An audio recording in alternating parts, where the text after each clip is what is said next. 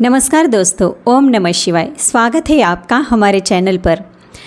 प्रेक्षक मित्रों, अगर चैनल पर नए हैं तो वीडियो को लाइक, चैनल को सब्सक्राइब कीजिए और बेल आइकन भी प्रेस कीजिए। चलिए हम आज के वीडियो को शुरुआत करते हैं। 55 वर्षीय रवीना जी आज सुबह से ही गहन सोच में गुम थी। किसी काम में उनका मन ही नहीं लग रहा था। उन्हें बेचैन देखकर उनके 80 साल के बुजुर्ग पिताजी बोले, क्या हुआ रवीना, कोई परेशानी है क्या? तो रवीना जी एक गहरी सांस लेते हुए बोली, अपने सामने अपने बेटे बहू का घर उजड़ते देख एक माँ कैसी खुश रह सकती है पिताजी। कितना समझाने की कोशिश की थी मैंने उन दोनों को कि छोटी मोटी बातें तो घर में होती रहती है, झगड़े को जितना खींचा जाए उतना ही बढ़ता जाता है, लेकिन कहाँ सुनते हैं आजकल के बच्चे।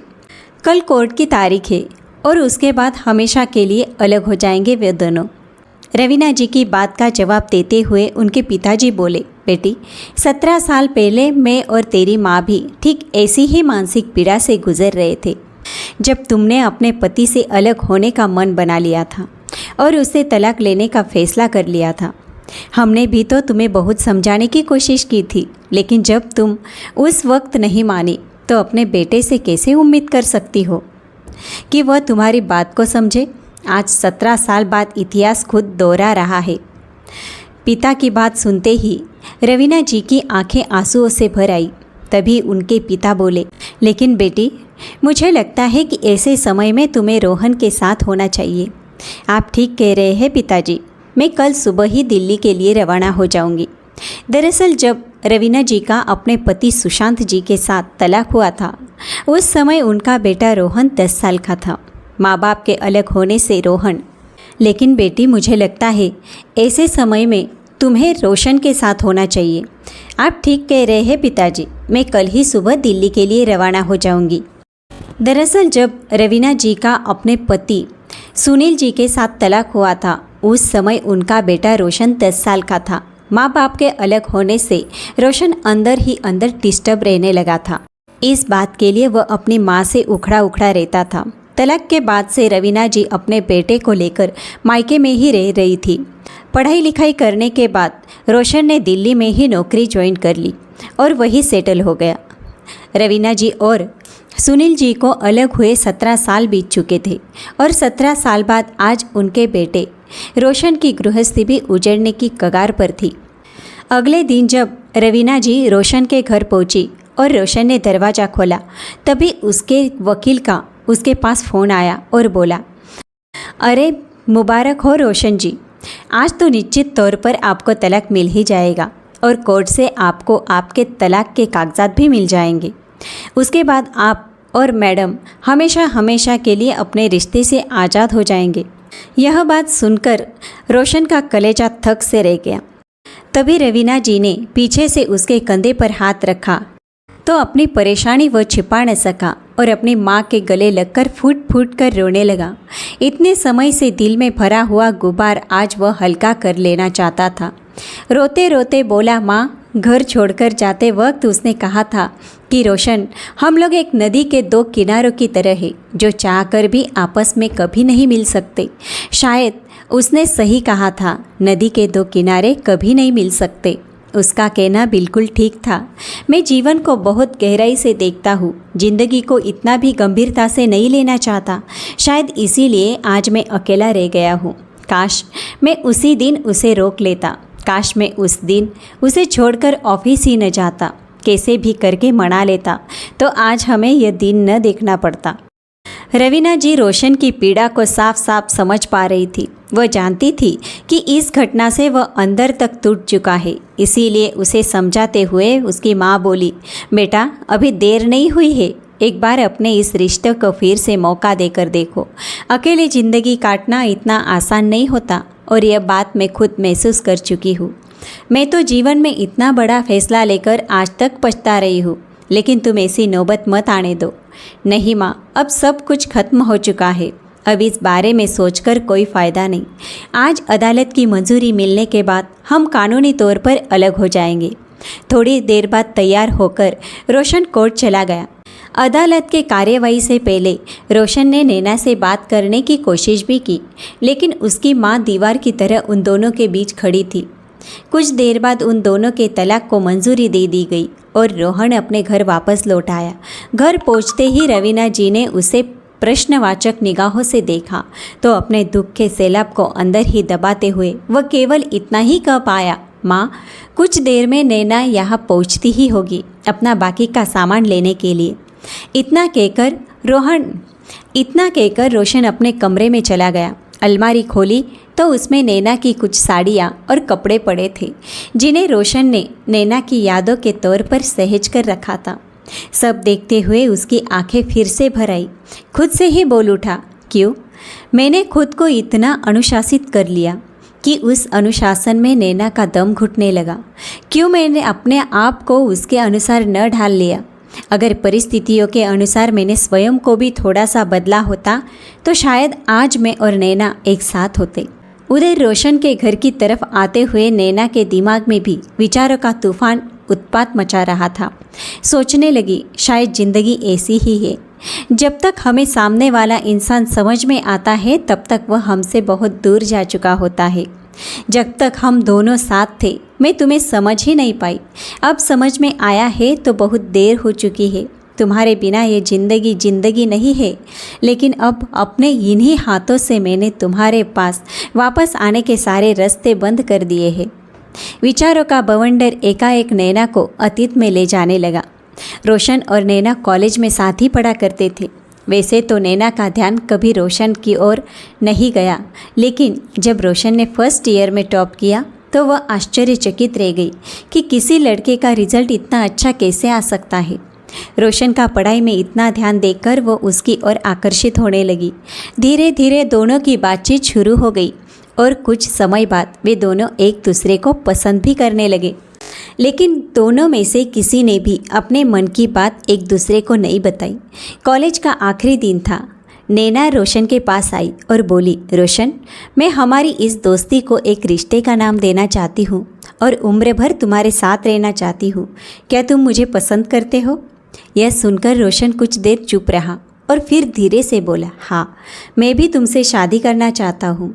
ऐसा कहते हुए उसने नैना के हाथ को अपने हाथ में ले लिया। दोनों ने एक दूसरे के साथ शादी करने का फैसला तो कर लिया, लेकिन दोनों की जातियाँ अलग अलग थी, इसीलिए शादी करना इतना आसान भी नहीं था। रोशन के परिवार वालों को तो कोई एतराज़ नहीं था, लेकिन नैना के माता पिता मानने को तैयार ही नहीं थे। उधर नैना भी अपने फैसले पर अड़ गई कि अगर शादी करेगी तो रोशन से ही, नहीं तो अपनी जान दे देगी। आखिरकार नैना के माता पिता ने भी मुझे मन से इस रिश्ते को स्वीकार कर दिया। आखिरकार नैना के माता पिता ने भी बुझे मन से इस रिश्ते को स्वीकृति दे दी, लेकिन कभी रोशन को दिल से अपना नहीं पाए। कॉलेज पास करने के 2 साल बाद और रोशन की शादी हो गई। कॉलेज पास करने के 2 साल बाद नैना और रोशन की शादी हो गई।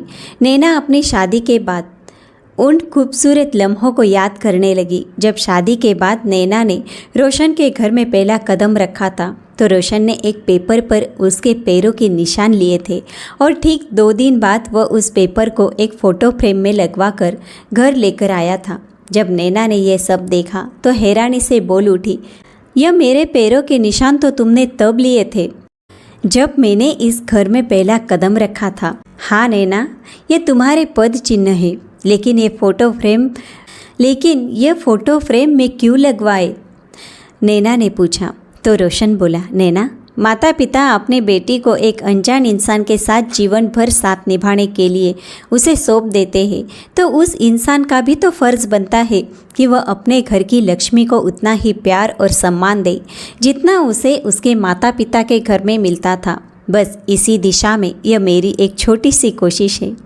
रोशन के ये विचार जानकर हैरान रह गई थी नैना।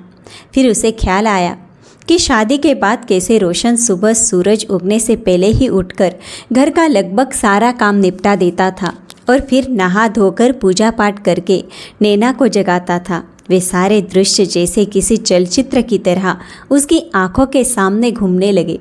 सुप्रभात नैना जी, देखिए सुबह हो चुकी है, खिड़कियां खोलते ही रोशन ने कहा, लेकिन नैना तो जैसे अपनी नींद से निकलना ही नहीं चाहती थी। फिर रोशन ने कहा, उठो नैना, कड़क चाय बनाकर लाया हूँ तुम्हारे लिए। सूरज की किरणों के साथ चाय की चुस्कियों का आनंद लो। तभी नैना बड़ी मुश्किल से नींद के आगोश से बाहर निकली। तभी नैना भी गुड मॉर्निंग बोली। लगता है आज भी सुबह सवेरे उठकर आपने अपने सारे काम निपटा दिए। जी हाँ नैना मैडम, सारे काम हो चुके हैं। योग, प्राणायाम, घर की साफ सफाई, बर्तन, कपड़े सब निपटा दिया है मैंने। हाँ, कपड़े सुखाना बाकी रह गया है। तो नैना बोली, अरे रोशन, क्यों तुम सुबह सुबह अपनी नींद खराब करके अकेले ही इन सब कामों में लगे रहते हो? तुम्हारे ऑफिस जाने के बाद मैं सारा काम कर लेती। तुम अपने ऑफिस का काम संभाला करो ना, घर के काम की चिंता मत किया करो। तो रोशन बोला, अरे नैना, मुझे सभी काम सही समय पर करना बहुत अच्छा लगता है। सही समय पर सभी काम हो जाए तो परिणाम अच्छे मिलते हैं। अब प्रकृति को ही देख लो, अपने सभी काम सही समय पर करती है। प्रकृति? ये प्रकृति कौन है? नैना ने चकित होकर पूछा। तो रोशन बोला, अरे नैना मैडम, प्रकृति यानी कि कुदरत, नेचर। जैसे कि सूरज अपने समय पर उगता है और अस्त होता है, धरती अनुशासन से अपनी धुरी पर घूम रही है, नदी अपने गति से बहती जा रही है, इसीलिए मनुष्य को भी अपना काम सही समय पर करना चाहिए। और वैसे भी यह सब काम करने में मेरा बहुत फ़ायदा है। अच्छा, तुम्हारा फ़ायदा कैसे है? नैना ने उत्सुकता से पूछा। तो रोशन बोला, अब आप ही देखिए, एक तो हर रोज़ की दिनचर्या बनी रहती है तो अच्छी आदत बन जाती है, और दूसरा सुबह सुबह सारे घर के काम करके अच्छा खासा व्यायाम हो जाता है, तो सेहत का भी फ़ायदा हो जाएगा। और फिर अगर हम अपनी श्रीमती जी के हिस्से का कुछ काम कर लेंगे तो उससे हमारी श्रीमती जी भी खुश हो जाएंगी, और अगर वह खुश हो गई फिर तो हमारा फ़ायदा ही फ़ायदा है।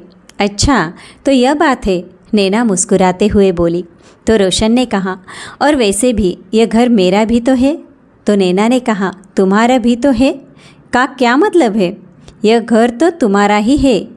जी नहीं नैना जी, सिर्फ मेरा नहीं, ये घर अब हम दोनों का है, हमारा सपनों का घर, और हम दोनों से ही यह घर घर है, वरना ईंटों से बनी इमारत में रखा ही क्या है। और श्रीमती जी, जब यह घर हम दोनों का है तो इसका काम अकेले आप क्यों करेंगे? और फिर यह कहाँ लिखा है कि घर के सभी काम औरतों को ही करने चाहिए, आदमी को नहीं? क्या पत्नी ही उम्र भर बर्तन कपड़े धोती रहे? कभी आदमी नहीं धो सकता? और नैना, काम तो काम होता है, जिसके पास समय हो वो कर सकता है। अच्छा, अब ये बताओ चाय कैसी लगी? अरे पतिदेव, चाय आप बनाए और मुझे पसंद ना आए, ऐसा कभी हो सकता है क्या? नैना ने मुस्कुराते हुए कहा। तो रोशन बोला, बस इसी मुस्कान पर ही तो हम मर मिटते हैं। अरे रोशन, अब ये मुस्कान कौन है? आपकी ये प्यारी सी स्माइल। ऐसा कहते हुए रोशन ने नैना को गले लगा लिया। फिर नैना बोली, अच्छा रोशन, दिवाली आ रही है तो आज शाम को मेरे मम्मी पापा मिठाई देने घर पर आएंगे, तो तुम जल्दी आ जाना। अरे चिंता मत कीजिए श्रीमती जी, मैं जल्दी भी आ जाऊंगा और उनके लिए अपने हाथ से खास पकवान भी तैयार करूंगा। उंगलियां चाटते रह जाएंगे आपके घर वाले। और जब शाम को नैना के घर से उसके मम्मी पापा आए तो रोशन की आवभगत देखकर वे तो उसकी तारीफ़ों के पुल ही बांधने लगे। दिन यूं ही बीतने लगे, लेकिन एक दिन जब रोशन शाम को ऑफिस से घर लौट शायद सहेलियों के साथ व्हाट्सएप ग्रुप में चैट कर रही थी। घर आते ही जलने की बदबू आने के कारण रोशन सीधा रसोई में गया, गैस बंद करके बाहर आया और बोला, नैना, रसोई घर में सारी सब्जी जल गई है और तुम यहाँ फ़ोन में मशगूल हो। तुम्हें कितनी बार कहा है कि फ़ोन में इतना मत खो जाया करो कि असल दुनिया से नाता ही तोड़ लो। तभी नैना चिढ़ते हुए बोली, फ़ोन फ़ोन फ़ोन फ़ोन मुझे समझ नहीं आता रोशन, मेरे फ़ोन से तुम्हें इतनी दिक्कत क्यों है? हमेशा ही मेरे फ़ोन या सोशल मीडिया साइट के बारे में कोई ना कोई कमेंट तुम करते ही रहते हो। दुनिया को देखो कहाँ से कहाँ पहुँच गई, और अपने आप को देखो, आज के ज़माने में भी तुम हज़ारों साल पीछे आदि मानव की तरह जी रहे हो। कभी किसी सोशल मीडिया साइट पर तुमने अपना कोई अकाउंट भी बनाया है जो तुम्हें पता चले कि दुनिया कैसी है, कितनी रंगीन है, कितनी हसीन है, जहाँ नए नए दोस्त बनाए जा सकते, एक अलग दुनिया देखने को मिलती है। लोग अपने खूबसूरत लम्हों की पिक्चर शेयर करते हैं, दूसरे की फ़ोटोज़ को लाइक करते हैं, कमेंट करके उनकी तारीफ करते हैं, और यहाँ तुम खुद को देखो, एंड्रॉयड के ज़माने में भी तुम बटन वाला मोबाइल फ़ोन रखते हो, वह भी 10 साल पुराना। अपने कपड़े देखो, बाबा आदम के ज़माने के नज़र आते हो। सफ़ेद और काले रंग के अलावा जैसे और कोई रंग ही नहीं है तुम्हारी दुनिया में। लेकिन रोशन, मुझे तुम्हारी तरह बेरंग ज़िंदगी जीनी नहीं आती। तंग आ गई हूँ मैं ऐसी बोरियत भरी ज़िंदगी से। तो फिर रोशन बोला, लेकिन नैना, मेरी ज़िंदगी में सिर्फ उन्हीं लोगों की अहमियत है जो मेरे अपने हैं, जो रिश्तों से मेरे साथ जुड़े हैं। उनके अलावा मुझे किसी से कुछ लेना देना नहीं है। उन रिश्तों को अगर मैं सही ढंग से निभाता हूँ तो इससे ज़्यादा संतुष्टि की बात मेरे लिए कोई नहीं होगी। और मैंने तुम्हें पहले ही भी यह बात समझाई थी कि ज़रूरत से ज़्यादा कोई भी चीज़ अच्छी नहीं होती। अगर इन चीज़ों को हद में इस्तेमाल करो तो ही अच्छा है, क्योंकि एक हद के बाद इन सब चीज़ों की लत लग जाती है। लेकिन इस बारे में तो तुम सब सोचोगी ना, जब तुम अपने हाथ से इस फ़ोन नाम की बीमारी को छोड़ोगी। तुम्हें तो इस फ़ोन की ऐसी लत लग चुकी है कि इसके सामने तुम्हें अपने रिश्ते भी छोटे दिखाई देने लगे हैं। इस बात पर नैना भड़क उठी और बोली, अगर तुम्हें मुझसे और मेरे इस फ़ोन से इतनी नफ़रत है तो मुझे डिवोर्स क्यों नहीं दे देते?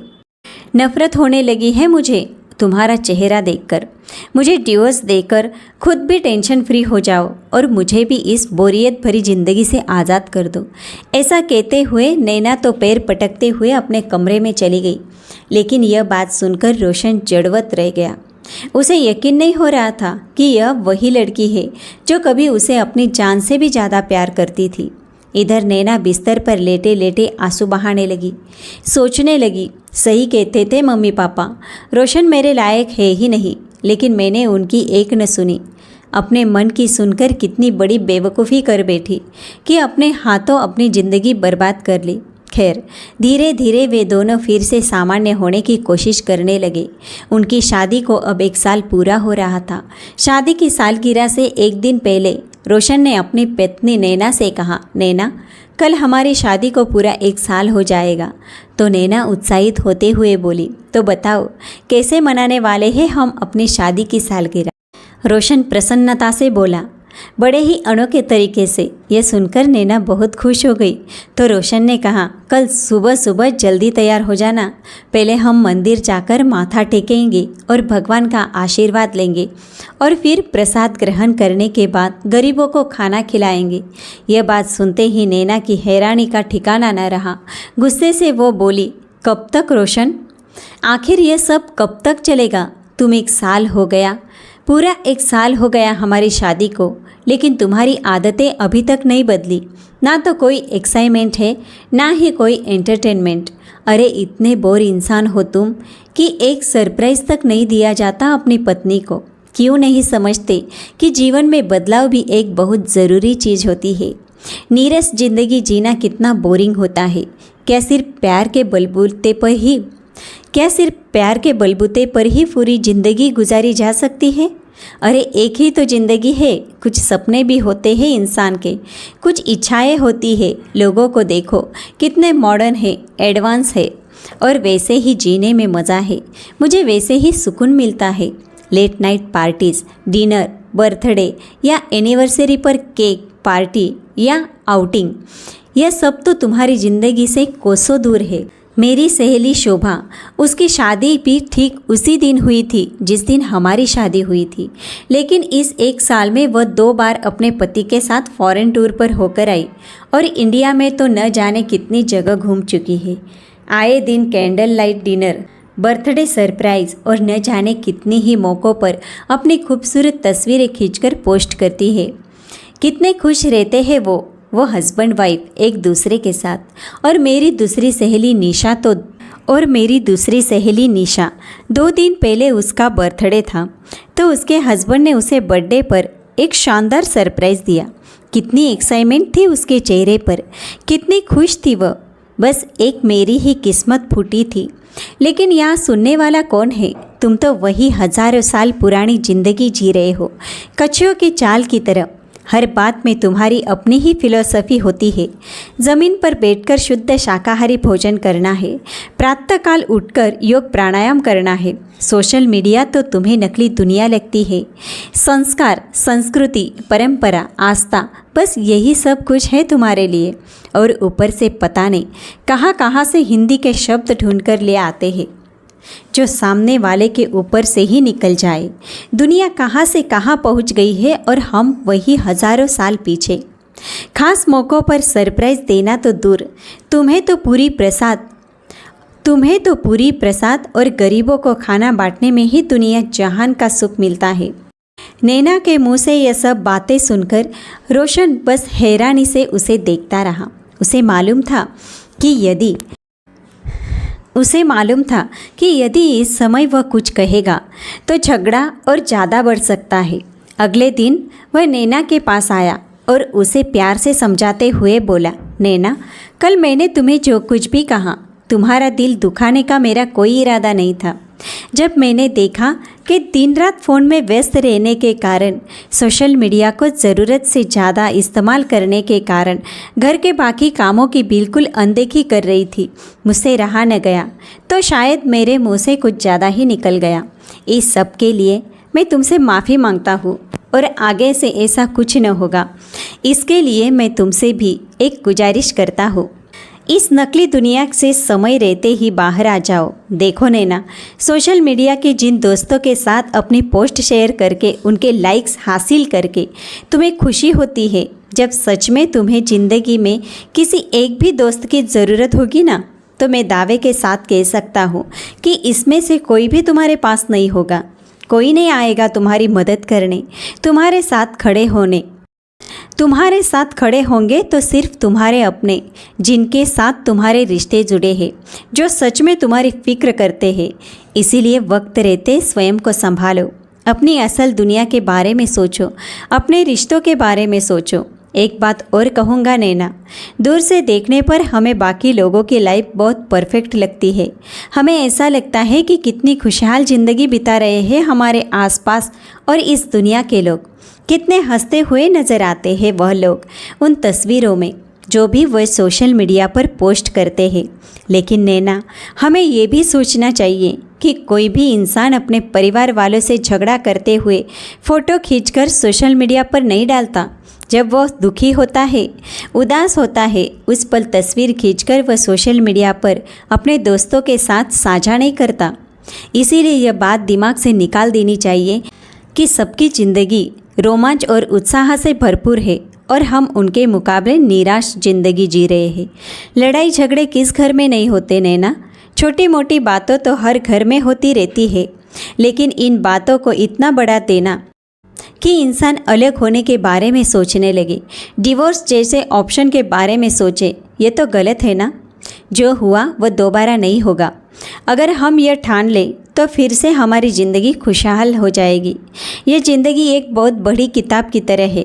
कल जो कुछ भी हमारी ज़िंदगी में हुआ वह सिर्फ एक पन्ने की तरह था, और यदि किसी किताब का एक पन्ना फट जाता है या ख़राब हो जाता है तो हम उसके लिए पूरी किताब को तो नहीं फेंक देते ना।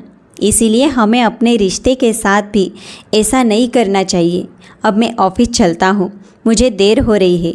शाम को आकर मिलते हैं और मुझे वही पहले जैसी हंसती खिलखिलाती हुई नैना चाहिए। उस समय तो रोशन ऑफिस चला गया, लेकिन शाम को जैसे ही घर लौटा तो देखकर दंग हो गया। नैना अपना बैग पैक कर रही थी। उसे देखते ही रोशन बोला, नैना, कहीं जाने की तैयारी है क्या? मायके से तुम्हारी माँ का फ़ोन आया था। चलो अच्छा है, कुछ दिन माँ के साथ बिताओगी तो तुम्हारा मूड भी अच्छा हो जाएगा। तभी नैना बोली, जी नहीं, मैं कुछ दिनों के लिए नहीं बल्कि हमेशा हमेशा के लिए जा रही हूँ। अब मैं यहाँ कभी वापस नहीं आऊँगी। नैना की यह बात सुनकर रोशन हैरत में पड़ गया। उसे तो जैसे काटो तो खून नहीं। फिर खुद को संभालते हुए बोला, नैना, तुम ही तो कहती हो कि एक ही ज़िंदगी है, फिर यह भी तो सोचो कि क्या यह ज़िंदगी हमें लड़ने झगड़ने के लिए मिली है? हम प्यार से समझदारी से एक साथ रहकर भी तो जी सकते हैं ना। फिर ऐसा माहौल क्यों बनाना? देखो नैना, मेरी बात को समझने की कोशिश करो। तभी रोशन की बात को काटते हुए नैना बोली, बस कुछ नहीं समझना है मुझे। अपने भाषण तुम अपने पास ही रखो। मैं तो सिर्फ इतना जानती हूँ कि जो इंसान मेरी ख्वाहिशों को पूरा नहीं कर सकता, जिसकी नज़रों में मेरी सपनों की कोई कदर नहीं है, उस इंसान के साथ रहकर मैं अपनी ज़िंदगी बर्बाद नहीं कर सकती।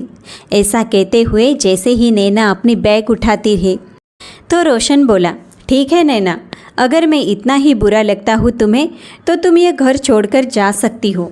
एक बात याद रखना, फिर इस घर के दरवाजे हमेशा के लिए तुम्हारे लिए बंद हो जाएंगे। तुम चाहकर भी मेरी ज़िंदगी में कभी अपनी जगह नहीं बना पाओगी। तो नैना ने गुस्से में कहा, तुम जैसे इंसान की ज़िंदगी में वापस आना भी कौन चाहता है, या वापस आने से बेहतर है कि मैं अपनी ज़िंदगी ख़त्म कर लूँ। ऐसा कहते हुए नैना रोशन का घर छोड़कर हमेशा हमेशा के लिए चली गई। आखिरकार नौबत तलाक तक आ पहुँची। पिछली बातों में खोई नैना अचानक से अपने वर्तमान में आ गई। जब रोशन के घर के बाहर पहुंचकर ड्राइवर ने टैक्सी को ब्रेक लगाई, जैसे ही दरवाजे पर पहुंचकर नैना ने बेल बजाई तो उसकी नज़र घर की नेम प्लेट पर पड़ी, जहां लिखा था नैना और रोशन का आशियाना। ऐसा देखते ही उसकी आंखें भर आई। बेल बजने पर रवीना जी ने दरवाज़ा खोला तो नैना ने उसके पैर छुए। हमेशा की तरह सदा सुहागन रहो का आशीर्वाद उन्होंने अनायास ही दे दिया। तो नैना हैरानी से उसकी ओर देखने लगी। उसी समय नैना का मोबाइल बज उठा। हाँ माँ, मैं पहुँच गई हूँ, बुझे मन से नैना ने कहा तो दूसरी ओर से आवाज़ आई, ज़्यादा देर वहाँ रुकने की ज़रूरत नहीं है, अपना सामान उठाओ और निकलती बनो वहाँ से। ठीक है मम्मी, ऐसा कहकर उसने फ़ोन रख दिया। अंदर आई तो जैसे यादों का सैलाब उसकी राह देख रहा था। उसके हाथों से सजा वो आशियाना अब तक बिल्कुल वैसे का वैसा ही था। सामने दीवार पर दुल्हन के रूप में सजी नैना की एक खूबसूरत सी तस्वीर लगी थी, जो आज उससे भी पूछ रही थी, क्यों नैना, कर ली अपने सपनों की उड़ान पूरी, जिसके लिए तुमने अपने रोशन को छोड़ दिया था। फिर उसकी नज़र अपने उन पद चिन्हों पर पड़ी जिसे रोशन ने बड़े प्यार से फ़ोटो फ्रेम करवा कर दीवार पर लगाया था। फिर उसे दिखाई दी अपनी और रोशन की वह तस्वीर जिसमें वह दोनों एक दूसरे के हाथों में हाथ डाले बेहद खुश नज़र आ रहे थे। अचानक से ऐसा लगा जैसे उस घर की एक एक चीज़ चीख चीख कर उसे पूछ रही थी, सवाल कर रही थी, क्यों उजाड़ दिया तुमने अपना बसा बसाया घर। उसकी आंखों से आंसू बहने लगे। अपने आंसुओं को पोंछते हुए वह कमरे में पहुंची तो देखा सामने रोशन खड़ा था। नैना के हाथ में कोर्ट के कागज़ देखते ही रोशन मन ही मन उसे बोला, नैना, भले ही इस कागज़ में लिखी गई सारी चीज़ें तुम यहाँ से ले जाओ, लेकिन हम दोनों के बीच जो सबसे ज़रूरी चीज़ थी वह तो इस कागज़ में भी नहीं लिखी। क्या इतना ज़रूरी था ये कागज़ का टुकड़ा? फिर थोड़ी देर के सन्नाटे के बाद स्वयं को सामान्य दिखाता हुआ रोशन बोला, कैसी हो तुम? मैं ठीक हूँ, तुम बताओ तुम कैसे हो? नैना ने पूछा तो रोशन अभी कुछ कहने ही लगा था कि इतने में नैना के मोबाइल पर उसकी सहेली का कॉल आया। फ़ोन कॉल सुनते ही नैना के पैरों तले ज़मीन खिसक गई। क्या? ऐसा नहीं हो सकता, ऐसा कहते हुए नैना रोने लगी। नैना के रोने की आवाज़ सुनकर रवीना जी भी अपने कमरे से बाहर आ गई। उधर रोशन भी घबरा गया कि आखिर बात क्या है। तो नैना ने रोते हुए कहा, रोशन, मेरी सहेली शोभा ने सुसाइड करने की कोशिश की। इस समय वह अस्पताल में है, एडमिट है। मुझे अभी उससे मिलने जाना है। ऐसा कहते हुए जैसे ही नैना बाहर जाने लगी तभी रोशन बोला, रुको नैना, मैं भी आता हूँ तुम्हारे साथ। नैना रोशन के साथ स्कूटर पर बैठकर अपनी सहेली से मिलने अस्पताल पहुंची। शोभा, आखिर तूने ऐसा कदम क्यों उठाया, और यह सब करने से पहले अपने परिवार वालों के बारे में भी नहीं सोचा? अपने पति के बारे में नहीं सोचा कि वह तेरे बिना कैसे जिएगा? तो शोभा बोली, अरे उसी ने तो मजबूर किया मुझे यह कदम उठाने के लिए। यह सुनते ही नैना आश्चर्यचकित रह गई और फिर बोली, लेकिन ऐसा कैसे हो सकता है? तुम तो एक दूसरे के साथ बहुत खुश थे ना? तो शोभा फीकी सी मुस्कान के साथ बोली, अरे कैसी खुश यार। एक औरत को चाहे जितनी ही ऐशो आराम क्यों न मिल जाए, लेकिन अगर उसे पति का प्यार ही न मिले तो क्या फ़ायदा ऐसी ज़िंदगी जीने का। उन्हें तो कोई और ही लड़की पसंद है, फिर मैं जीकर क्या करूं? सारी सच्चाई जानकर नैना की आंखें फटी की फटी रह गई। वह स्वयं को संभाल ही नहीं पा रही थी। एकाएक उसे अपने और रोशन के रिश्ते का ख्याल आया। उस इंसान ने तो सिर्फ और सिर्फ उससे प्यार ही किया था, कभी अपने प्यार में कमी नहीं आने दी थी। उसकी हर ज़रूरत पूरी करने का भरपूर उसने कोशिश की थी। फिर उन दोनों का रिश्ता आखिर क्यों टूट गया? थोड़ी देर बाद नैना और रोशन अस्पताल से बाहर आए तो रोशन ने पूछा, कहाँ जाना है नैना? अगर तुम ठीक महसूस नहीं कर रही तो मैं तुम्हें तुम्हारे घर छोड़ देता हूँ, अपना सामान तुम कल ले जाना। तो नैना बोली, नहीं रोशन, तुम्हारे घर चलते हैं। एक बार मैं वापस चली गई तो फिर कभी नहीं आ सकूंगी। रास्ते भर नैना के दिमाग में विचारों का तूफान चल रहा था। सोचने लगी, ठीक ही तो कहता था रोशन, जो लोग सोशल मीडिया पर खुश नज़र आते हैं ज़रूरी तो नहीं कि वो असल ज़िंदगी में भी खुश हो। हम उन्हें देखकर अपनी तुलना उन लोगों से करने लग जाते हैं और चाहते हैं कि हम भी वैसी ही ज़िंदगी जिए। और इसी जीत में जो हमारे पास होता है हम उसका भी महत्व नहीं समझ पाते। रास्ते में जब रोशन ने रेड लाइट पर स्कूटर रोका तो नैना ने देखा कि वही उनके पास में एक मोटरसाइकिल पर एक नवविवाहित जोड़ा बैठा हुआ था। पति के पीछे बैठी पत्नी अपने पति को कसकर थामे हुए थी। चेहरे पर एक मुस्कुराहट थी, एक सुकून था, मानो उसके साथ रहकर वो पूर्ण रूप से सुरक्षित महसूस कर रही थी। ऐसा देखते हुए नैना सोचने लगी, कितना मधुर होता है ऐसे इंसान का साथ जो हमसे बेहद प्यार करता है। कितना बड़ा संबल होता है वह प्यार जिसके पाकर एक औरत अपनी पूर्ण पीड़ाओं को भूल बैठती है। कभी मैं भी तो रोशन के साथ ऐसे ही सुकून भरी जिंदगी जी रही थी। तभी अपने हाथ में कोर्ट के कागज़ देखते हुए मन में ही बोल उठी, इस कागज़ के टुकड़े ने मुझसे सिर्फ मेरे प्यार को ही नहीं छीना बल्कि मेरी हर खुशी, हर त्योहार को हमेशा के लिए छीन लिया। उन खूबसूरत पलों को छीन लिया जो कभी हम लोगों ने एक साथ जिए थे। थोड़ी देर बाद वे लोग घर पहुँचे तो रोशन बोला, तुम कमरे से अपना सामान ले लो नैना। और जैसे ही रोशन रवीना जी के पास उनके कमरे में जाने लगा तो नैना बोली, रोशन, मुझे तुमसे कुछ बात करनी है।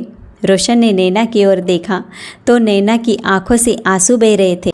उसे ऐसे देखकर रोशन सहसा बोला, तुम ठीक तो हो नैना? यहाँ बैठो, कहो क्या कहना चाहती हो? रोशन ने पूछा, लेकिन नैना चाहते हुए भी कुछ बोल नहीं पा रही थी। उसका दिल बैठा जा रहा था, वो सुन्न सी पड़ी जा रही थी। थोड़ी देर की चुप्पी के बाद रोशन ने कहा, नैना एक बात पूछूं? इतने महीने तक एक दूसरे से अलग रहे, क्या तुम्हें एक पल के लिए भी ऐसा महसूस नहीं हुआ कि तुम्हें मुझसे बात करनी चाहिए? एक बार मुझे कॉल तो कर लेती। क्या इतना कमज़ोर रिश्ता था हम लोगों का? ऐसा कहते हुए रोशन की आवाज़ कांपने लगी तो नैना रुंधे स्वर में बोली, सच कहूँ तो इस घर से जाने का फ़ैसला लेकर मैंने अपने ही पैर पर कुल्हाड़ी मार ली थी। मैं तुमसे थोड़ी सी नाराज़ क्या हुई कि मैंने दूसरों को हम दोनों के रिश्तों के बीच में आने की इजाज़त दे दी। मेरे अपने ही लोगों ने मेरे गुस्से को नफ़रत में कब बदल दिया मुझे पता ही नहीं चला। और जब इस बात का एहसास हुआ तब तक मैं कोर्ट के पेपर पर साइन कर चुकी थी। मेरे अपनों ने मुझे तुमसे इस कदर दूर कर दिया कि फिर कभी तुम्हारे पास लौटकर आ न सकी। लेकिन इस सब में गलती तो मेरी ही थी जो उन्हें वह मौका दिया। रोशन, आज सब कुछ गुजर जाने के बाद आज मुझे एहसास हो रहा है कि जैसे सब कुछ छूट रहा है। डिवोर्स होने के साथ जैसे मेरी ज़िंदगी ही मुझसे दूर जा रही है। आज मुझे समझ में आया कि जो मेरी सबसे ज़्यादा परवाह करता था मैंने उसी की कद्र नहीं की। जो बातें तुमने मुझे समझाने के लिए कही थी वह बातें उस समय मुझे गलत लग रही थी, लेकिन धीरे धीरे दुनियादारी की समझ आने के साथ साथ वह सारी बातें मेरे समझ में आ चुकी हैं। आज के दौर में रिश्ते टूटने का सबसे बड़ा कारण यही है कि हम अपने संस्कारों से दूर जाते रहे हैं, अपनी मर्ज़ी से जीना चाहते हैं। सोशल मीडिया और एप्लीकेशंस के इस ज़माने में हम दिन भर इतनी साइट्स पर विजिट करते हैं कि हमें अपनों के पास बैठने का टाइम नहीं है। अपने रिश्तों को हम पूरी तरह दरकिनार कर चुके हैं। लेकिन रोशन, इन बातों को समझने में मैंने शायद बहुत देर कर दी। ऐसा कहते हुए नैना रो पड़ी। फिर कुछ शांत होते हुए बोली, लेकिन रोशन, तुम भी तो मुझे फ़ोन कर सकते थे ना। एक बार मुझे मनाने की कोशिश तो कर सकते थे, या फिर मुझे ले ही आते। तो रोशन बोला, सोचा तो बहुत बार, लेकिन शायद अहम की दीवारें भावनाओं से कहीं ज़्यादा मजबूत हो चुकी थी। अगर घमंड को एक तरफ रखकर मैंने हालात को सही करने की कोशिश की होती तो हमारा रिश्ता टूटने से बच जाता, कहते ही रोशन की आंखें भर आई। तो नैना रोशन के सामने घुटनों के बल बैठ गई और बोली, मुझसे बहुत बड़ी गलती हो गई रोशन। क्या तुम अपने दिल में फिर से मेरे लिए जगह बना सकोगे? वह जगह तो अभी तुम्हारी ही है नैना। तुम भले ही शारीरिक तौर पर यह घर छोड़कर चली गई थी, लेकिन तुम्हारे जाने के बाद एक दिन भी ऐसा नहीं गया जब मैं तुम्हारी याद में नहीं रोया। वापस आ जाओ नैना, मुझे तुम्हारी ज़रूरत है। यह देखकर नैना के मुंह से तो जैसे ही शब्द उच्चारित नहीं हो पा रहे थे। एक झटके में ही उसने कोर्ट के कागज़ पेपर फाड़ दिए। तभी नैना के फ़ोन की बेल बजी। हेलो बेटी, तुम अभी तक घर क्यों नहीं आई? कहाँ रह गई? माँ, मैं तो कब से घर पहुँच चुकी हूँ, लेकिन आपके घर नहीं, अपने और रोशन के घर। और अब से यही मेरा घर है। ऐसा कहते हुए नैना ने फ़ोन काट दिया। उसका सिर रोशन के सीने से सट गया। रोशन ने उसे बाहों में भर लिया। भावनाओं के सारे बांध एक साथ टूट गए और दोनों ओर से आंसू बहने लगे। थोड़ी देर बाद रोशन और नैना को पता चला कि रवीना जी घर पर नहीं है। उन्होंने सारी तरफ देखा, लेकिन माँ कहीं नहीं मिली। रोशन ने माँ को कई बार फ़ोन लगाया, लेकिन फ़ोन भी नहीं लग रहा था। करीब 1 घंटे बाद उसके पास रवीना जी का फ़ोन आया। माँ, आप कहाँ हैं? हमें बिना बताए कैसे चली गई? ऐसे भी कोई करता है क्या? तो दूसरी ओर से उसकी माँ की आवाज़ आई, बेटा, यूँ तो बच्चे अपने माँ बाप से बहुत कुछ सीखते हैं, लेकिन आज मुझे अपने बच्चों से सीखने को मिला। मैं तुम्हारे पापा के घर पर हूँ। आज से मैं और तेरे पापा एक साथ रहेंगे। दोस्तों, पति पत्नी में प्यार और तकरार एक ही सिक्के के 2 पहलू है। जरा सी बात पर कोई ऐसा फैसला नहीं लेना चाहिए कि ज़िंदगी भर अफसोस हो जाए। प्रेक्षक मित्रों, आज की कहानी आपको कैसे लगी कमेंट में ज़रूर से लिखना। कहानी थोड़ी भी पसंद आई हो तो ओम नमः शिवाय लिखना ना भूलिएगा। चलिए मिलते हैं अगले वीडियो में।